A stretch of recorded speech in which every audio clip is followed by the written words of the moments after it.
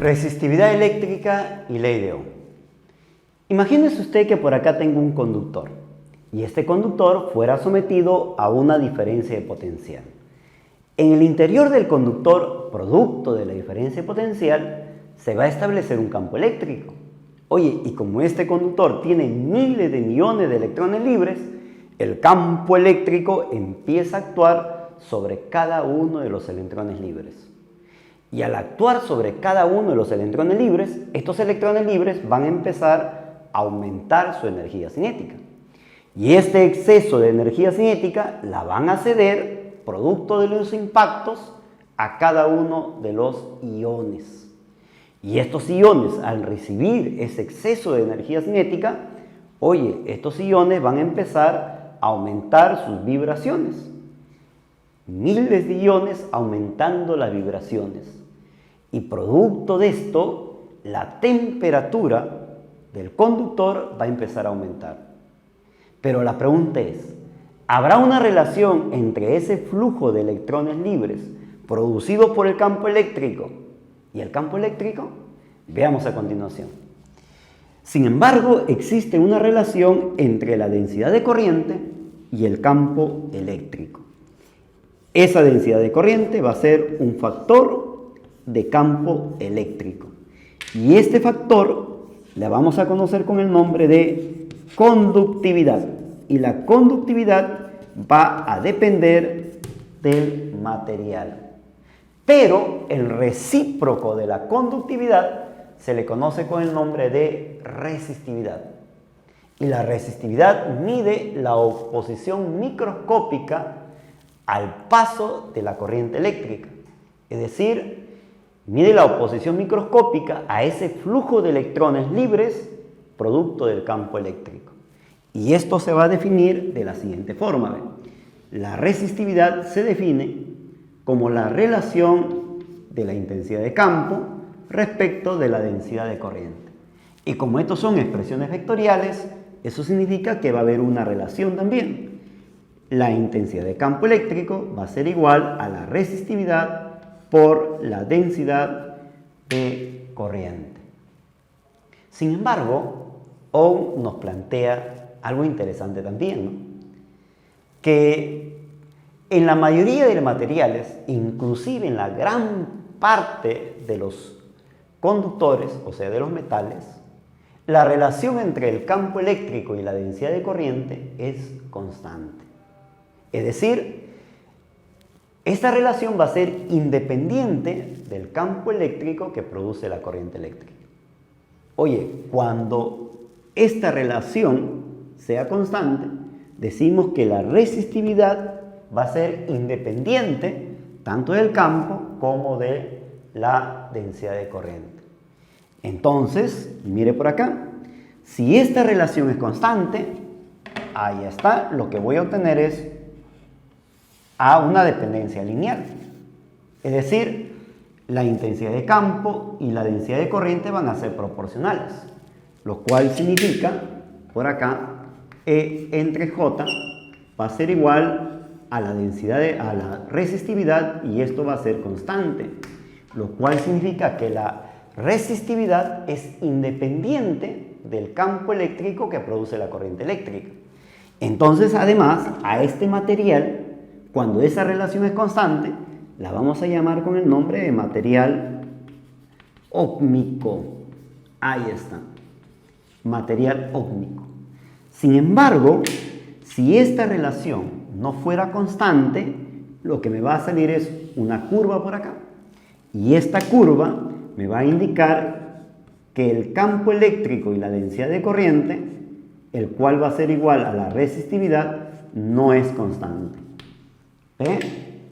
Lo cual significa que este material va a ser un material, ahí está, no óhmico. ¿Y qué es la resistividad? La resistividad es una característica de los metales, de los materiales, ¿no? Ya hemos visto que la resistividad es una propiedad de las sustancias. Pero ¿te has preguntado tú qué ocurriría si la sustancia aumenta su temperatura o cambia la temperatura? La resistividad también va a cambiar. Veamos lo que sucede en un metal. Por acá lo que hemos hecho es colocar una red de iones que contiene el metal. Sin la presencia del campo, los electrones libres se mueven en línea recta. Esto ya lo sabemos. Se mueven en línea recta con una rapidez del orden de 10 a la 6 metros por segundo. Pero ante la presencia del campo, lo que voy a hacer es establecer un campo eléctrico en el interior del conductor, producto de una diferencia de potencial. Si usted establece una diferencia de potencial en los extremos del conductor, en su interior se establece un campo. ¿Y qué va a hacer ese campo sobre cada uno de los electrones libres? Oye, ese campo va a generar un aumento de la energía del electrón. Y al aumentar esa energía, ese exceso de energía que va a adquirir ese electrón producto de la presencia del campo, mira, ve, cuando el campo aparece, actúa sobre este electrón y hace que el electrón se desvíe. Y al desviarse en este trayecto adquiere un exceso de energía. Y este exceso de energía, lo que va a hacer este electrón es ceder a este ion. Y no solamente a él, sino también nuevamente empieza su movimiento y este exceso de energía cede a otro ion. Y no solamente a él, sino también a otro ion producto del exceso de energía. Pero ¿qué ocurre? Que en el trayecto, este electrón libre lo que va a hacer es desviarse debido a la presencia del campo.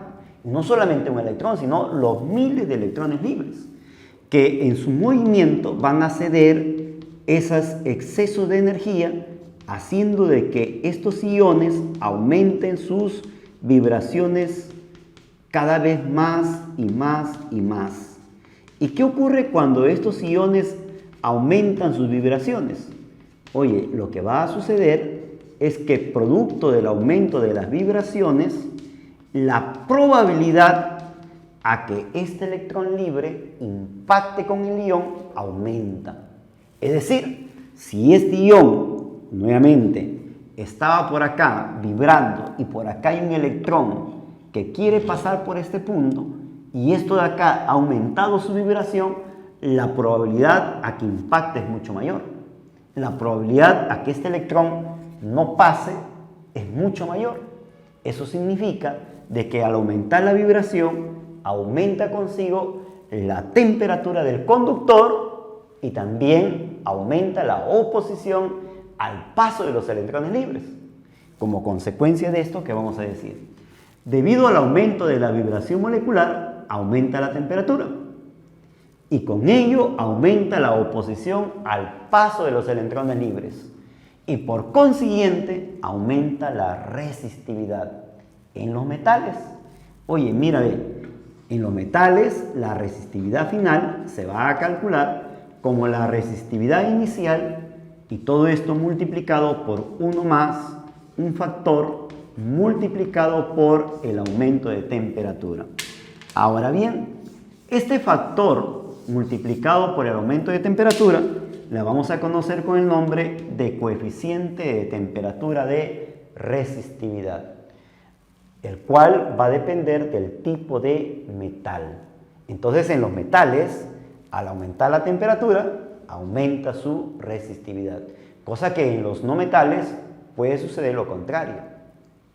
¿Correcto? Puede que ante un aumento de temperatura la resistividad puede disminuir y ante un aumento de temperatura también la resistividad puede aumentar, pero no va a ser una dependencia lineal como lo estamos viendo que sí sucede en los metales. En ese sentido, veamos a continuación un ejemplo. Nos dice cuál es el tiempo libre medio entre colisiones en los electrones libres del cobre. Hemos visto que el tiempo entre las colisiones se va a calcular de la siguiente forma.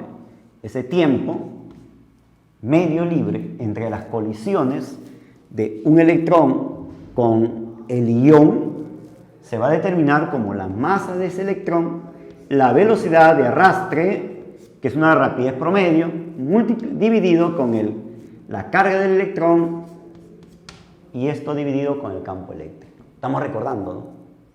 Oye, pero acá me dicen velocidad de arrastre y aparece el campo eléctrico. Y nos dan de dato la resistividad del cobre. Cabe recordar por acá, que esa resistividad se va a determinar, recordando, se determina como el campo eléctrico dividido con la densidad de corriente. Pero esta densidad de corriente se va a calcular como BANE, velocidad de arrastre, la concentración de electrones libres por unidad de volumen y multiplicado por la carga del electrón. ¿Qué hago con estas dos expresiones? Como no tengo de dato el campo eléctrico ni tengo de dato la velocidad de arrastre, entonces podíamos multiplicar ambas expresiones para que se cancelen estos dos. Entonces multiplicamos. Si tú multiplicas, mira lo que voy a obtener por acá. Multiplicamos. Si tú multiplicas él con él, sería el tiempo de las colisiones por la resistividad, va a ser igual. Multiplico, él con él se va, él con él se va, y me queda m dividido e con e, sería e elevado al cuadrado. Mando a dividir y ese tiempo de las colisiones se van a calcular como la masa dividido con el número, la concentración de electrones, la carga del electrón elevado al cuadrado, y esto dividido con la resistividad. Voy a reemplazar. La masa del electrón, tú lo conoces, vale 9,11 por 10 a la menos 31. La concentración de electrones que nos dan de dato, que vale 8,5 por 10 a la 28. Ahí está. Esto multiplicado con la carga del electrón, que vale 1,6 por 10 a la menos 19, elevado, y multiplicado por la resistividad, que vale 1,72 por 10 a la menos 8. Y operando, lo que voy a obtener es que ese tiempo medio entre las colisiones de ese electrón con los iones en la red cristalina se va a determinar o va a salir como 2,4 por 10 a la menos 14 segundos.